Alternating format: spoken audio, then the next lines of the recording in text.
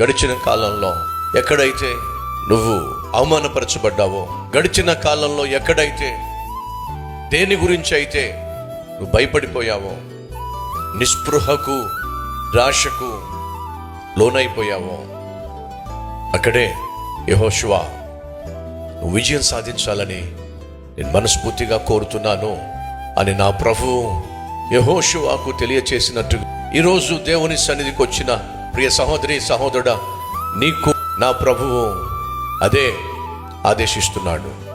గడిచిన సంవత్సరంలో ఎక్కడైతే నువ్వు ఓడిపోయావో, ఏ పరిస్థితిని అయితే ఎదుర్కోలేక తలదించుకున్నావో, అక్కడే నువ్వు విజయం సాధించాలి ఈ సంవత్సరంలో అని దేవుడు ఆశిస్తూ ఉన్నాడు. యెహోషువ అనగా నువ్వే భయపడద్దు.